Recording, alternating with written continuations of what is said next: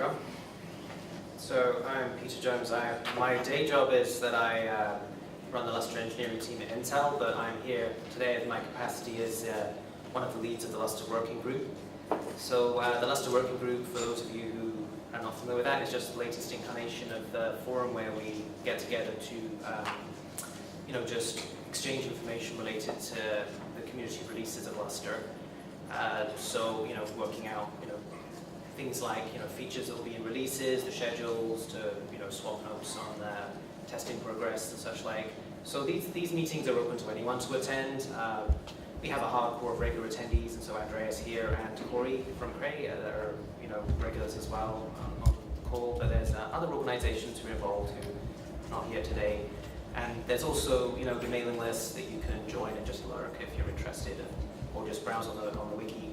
We try and keep everything in the open just to allow anyone to be able to participate. So yes, Sarp and I took over just about a year ago when Chris Moreau from Livermore stepped down in the role, and I guess Chris's shoes were so big to fill that it's taken two of us to do it. But, moving on, so one of the things that the LWG used to be involved with was SFS had a tree contract where they would put some of the financial costs or offset some of the financial costs about the hosting of the infrastructure for the community release and the efforts that go into putting that all together, because there's a lot of work. So I believe that there's going to be some kind of video or something about OpenSFS next, maybe, and that will elaborate a bit more about what OpenSFS is going to do, but OpenSFS is not going to be as involved in that anymore, although the LWG will still remain the forum where we exchange information about that. And we've really just returned more to the model that we had in the immediate aftermath of Oracle stepping back from Lustre development, where we had pretty much the same kind of attendees involved in regular meetings about the community releases. In fact, the first European Lustre workshop, however long ago it was now, 5 years, I gave a presentation then about the first of the community releases, the 2.1 release that came out after Oracle ceased development. So another thing that the LWG is involved in is the annual Lustre survey, and so we've been doing that for 5 years now. And the link here at the bottom, you can go to that and see all the past survey results and the detail on this year's results. This is, we deliberately make it so it isn't very onerous to complete. We want to get, more participation and response, and if it's too long, people won't bother. So, in my day job, I do get to sort of get a good view of, what our customer base are doing with Lustre and what, that kind of thing. But, many Lustre sites don't have formal support arrangements in place, and this survey really is the best information we can get about that. We don't gather any information when people access the software, and so this is the only thing we have to really get an idea of what people are doing with Lustre today and what they're likely to do with it in the future. So I do encourage you to answer the survey. In the new year, we'll put out a new survey, and really it doesn't take very long, and honestly you won't get deluged with spam if you answer it. So like I say, the fuller details were on that link before, but this to me is the most interesting question from this year's, is about the Lustre version usage. So this is just showing versions of Lustre that are in production today and the respondents' sites. And of course, many sites have multiple versions in production. And last year's had been the first one where the popular Lustre 1.8 release hadn't been the most common release, and the 2.5 release had just slightly edged ahead of it. And this year we've actually seen 2.5, as you would expect. Most of the vendors today shipping their most current release at the time of the survey was based on the Community 2.5 release. And so, we do see that to be the most prevalent release by some margin. And we are really now starting to see the Lustre 1.8 usage dwindle, perhaps as people are taking all the systems out of commission or finally upgrading, because of course Lustre 1.8 still relies on Red Hat 5 servers. So the other thing I think is interesting here, which maybe doesn't jump out quite as much, is the how much we're seeing usage of the latest community releases.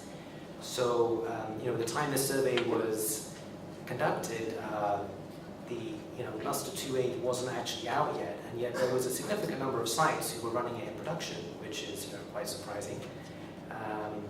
And then with Lustre 2.7 was the latest community release available at that time, and that was really quite widely used.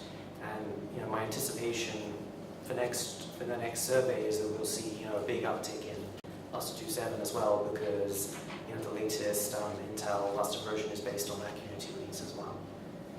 So I think that to me that sort of is encouraging that that we are seeing pickup of the newer community releases, and that's an indicator of strides we've made in terms of improving the quality of Lustre. So I've been with the Lustre project now for over 10 years, and definitely all along people have been reliably really happy with the sort of performance numbers they've had from Lustre, but definitely early on stability-wise people were less enthusiastic, and we've made a lot of efforts in this area, and I think that by no means being complacent or thinking we obviously have potential to make further improvements, but I think we have made some great strides in recent developments. We had a team of most senior engineers who are involved in the sort of exascale development projects, had a period of some months between one project wrapping up and the next one starting, and they spent some time thinking about how they would be able to test the changes they were planning, going to be making in the next round of development. For the scale of systems they're looking at, there's nothing, it dwarfs any of the test systems we'd realistically be able to have access to in-house.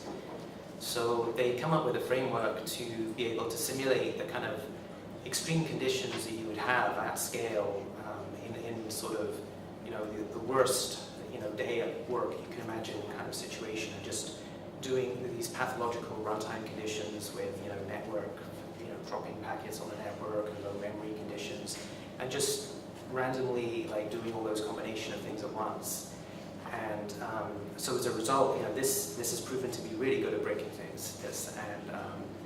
And these would be the kind of things that we used to get reports from the field that some bad thing happened, no one was quite sure what. And of course, in a production system, everyone's focus is on let's get this back into production as soon as possible. But in this kind of environment, we can take the time to gather all the logs and the crash dumps and get all the information that gives us the best chance of actually identifying the edge case that we've fallen into and being able to work out how to fix it. And then to actually feel more confident when we've repeated with a fix in place and for extended periods of time that we actually have addressed the issue, because beforehand where you would maybe just be doing code review and trying to speculate, well maybe it was this, and you put a code change in place and then you don't see the issue again. Did you not see it because you actually fixed it, or did you not see it because it's a really rare issue and you just haven't hit the combination of things that you need to have to run into that bug? Beyond that, actually the work we've been doing to get the Lustre client into the upstream Linux kernel has been interesting as well. Basically having a new perspective, or some people who are very expert in file systems looking at the Lustre code and challenging us, asking us why are things done in a certain way, maybe making suggestions of doing things differently. Sometimes we were able to well, yeah, this is the reason, and we were able to explain it. Sometimes things have come to light that really could be done in a different way. And also at Intel, prior to us joining Intel, I really hadn't realized how much software development happens at Intel, and it's obviously not what Intel's most recognized for. But for example, with the current release we're working on, the 2.9 community release, there's some security-related developments being done by Indiana University, and we've been able to have Intel security experts review the designs and provide some feedback there about ways to tighten things up, which I believe has been useful. So going back to slightly earlier in the year, we had the Lustre 2.8 release come out, and I expected this to be quite a popular release because it had both. It was the first community release to have full Red Hat 7 server support, and also DD, which is the scaling of metadata servers, the full complete implementation of that as well. So I'd anticipated that being drivers that would mean strong adoption of this release. Obviously, when we did the survey, it was slightly prior to this coming out, so we didn't get a very good read, but certainly from sites I'm aware of at the moment, mostly, although I was talking to someone just before things who just seem to be running it just because it was the latest release, which is always heartening. The big driver I've seen so far is people who are interested, who are running Lustre on ZFS and wanting to capitalize on some of the performance improvements in that release. So that's been another driver to people adopting that release. Moving on to the current release, there's a number of interesting features in this release. I've already just briefly touched on the Indiana University work, so the top, hopefully you can read that, but the the UID, GID mapping and the shared key crypto are both developments that are being funded by OpenSFS, and Indiana University are working on those. And then probably just to pick out as well, the week updates is something, a number of organizations have been involved in that work, but Chris Rowan at Livermore, I think, has definitely been a major proponent into driving that to completion. It's work that's been, people have recognized for a long time. It would be very useful, and the initial work was done, but actually having that work completed and available, for this release will be a real asset, I think, and really help with the management of, running in production when there's new, Red Hat CVE updates coming out, just making that less onerous to keep up with. And thanks also to Chris Rowan for providing this data. This is showing the code contributions to date. This is probably a couple of weeks old, just due to his vacation time, but we'll certainly give you a flavor of the kind of who's doing, who's busy, contributing code for the release so far. So the graph on your left is the number of commits, and the same data on the right is the same data, but it's showing the lines of code changed. So there's just two views onto that, showing the amount of change there. So I think the things to sort of probably pick out of this, you've probably seen data like this before, but obviously you can see Indiana University. I don't have a pointer to my knowledge, but on the left of the graph, Indiana University obviously have significant contributions because of the feature development in this release. We're seeing bigger than usual contributions from Seagate on this release, which I think is a byproduct of our our partnership with them, and we're seeing helping with them moving to a more current release, and we're seeing some of the the work that they've done with their customer base, getting upstreamed into the community release, which is a really good thing. I mean, we're a relatively small development community, so the more we can kind of consolidate our efforts, the better. Also, Livermore, their level of contribution is higher on this release compared to the recent last couple of releases. Livermore have been looking to move to the 2.8 code line, and also have been active with some ZFS enhancements. The newest ZFS version that's we're just coming out shortly, so they're making sure that they can leverage that. And also, I wanted to mention AMU as well. I think it's talking with Alan there yesterday, and it's basically one engineer there, Dong Yang, who's just makes it his business when he finds something running Lustre that it's not working quite right. He digs in and finds the answer and pushes the fixes up. So he's actually got a fairly significant number just for one individual in this release, which is great. Peter, what does IU stand for? Indiana University. Oh, yeah. Yeah. So, and then, actual code is only part of the effort. Another important thing to consider is the review. So we have a part of our process before anything is landed to the community tree. We'll make sure it it's been, as well as testing, that it's been had reviews by 2 engineers who are knowledgeable in that area of code. And basically, carefully thinking through if there's any possible side effects or anything else that to make any improvements that could be made into the proposed change to make it easier to support and more robust in the future. And probably what I would call out here in particular is the Oak Ridge contribution, which is the larger orange one on the left there, and that again is only one engineer. That's James Simmons doing all of that. He just does an amazing amount of work with his. In particular, he's been focusing recently on the LNet, getting LNet cleaned up and suitable for inclusion in the upstream Linux kernel. And if you're on any the Lustre develop mailing list, you'll suddenly see these like dozens of patches fly by from him. But he's also very active in reviewing other people's changes as well.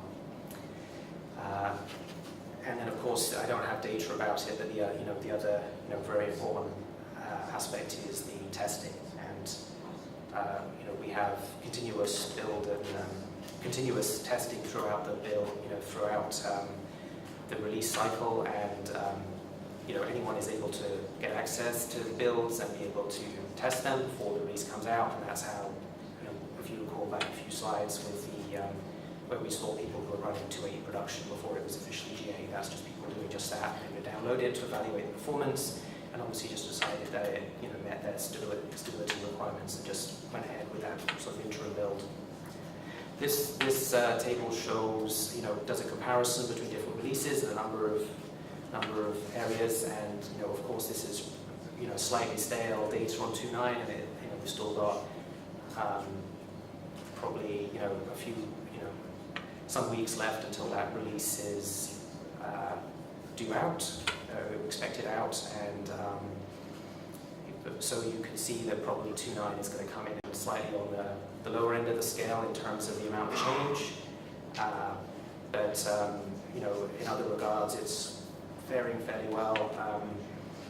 In terms of the number of developers, this is it's comparing very favorably with other older releases. We're seeing a lot more individuals involved, and I believe that Chris's script that has generated this data focuses on people who are recognized as who've consciously contributed to the Lustre project, rather than there's a larger number who are basically coming from the upstream Linux community, and they've made a change to the Linux tree, but lots of changes, including Lustre, they've done some tidy up there.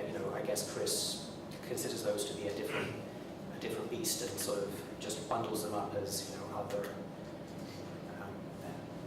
Going ahead, looking forward for 2.10, there's a lot of interesting features in development. Multi-rail LNet in particular. Olaf from SGI will be talking about that tomorrow. That's pretty interesting, and I believe later this morning Andreas will be elaborating about a number of the other features. This projects page on lustre.org is a very, to me, is pretty important. We encourage anyone who's doing development on Lustre to register what they're working on there, so that we're able to identify when people have shared interests, so we can encourage collaboration rather than duplication of effort. Also, we've recently, with the Lustre Working Group, reinstated having a graphic roadmap. That had been deprecated for a while, just relying on the projects, work in progress. But we found that there was demand for this, so we reinstated this. So we do, periodically update this, and I would expect that we'll do that next ahead of supercomputing, and hopefully by then, the 2.9 release will be out.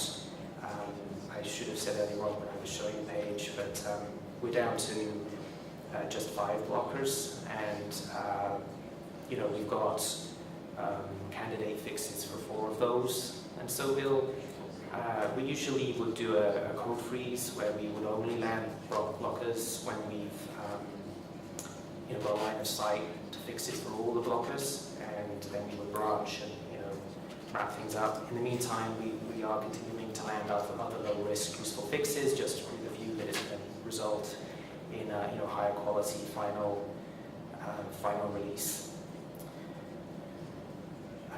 And I also wanted to give a bit of a plug for user documentation. You know, I know that not everyone is, you know, got the time or, you know, interest to go in and start fixing bugs in the Lustre code, but just about anyone who's using Lustre can identify if there's inaccurate documentation.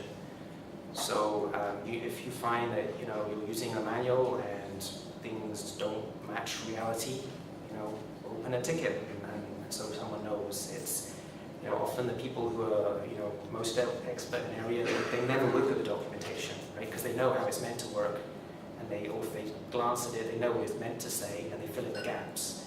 And really, the acid test is if could somebody, you know, somebody unfamiliar come and use these instructions and have the expected outcome. And if that's not the case, then, you know, we ought to get that fixed, and so that the next person who's trying to do that actually has more accurate instructions. So, you know, there's details about how you could go in and do the changes yourself, but at least if you open the ticket, that gives an indicator that, you know, somebody should pay attention to that and get something fixed. And more recently as well, there's been a lot of efforts to revitalize Lustre.org and create more, you know, dynamic content there, which, you know, has started to make some real progress recently.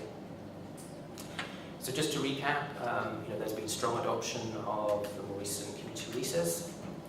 The Lustre 2.8 is out there being used in production today, and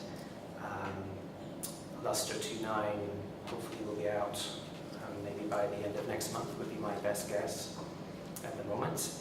And there's some interesting future developments, which you know, mostly you'll hear about a bit more over the next day or two. And there's no shortage of work to do for anyone who's interested in helping out with community releases. So that's everything. So if anyone has any questions, I can take questions now, or feel free to just grab me on a break, and if you'd rather just ask me privately.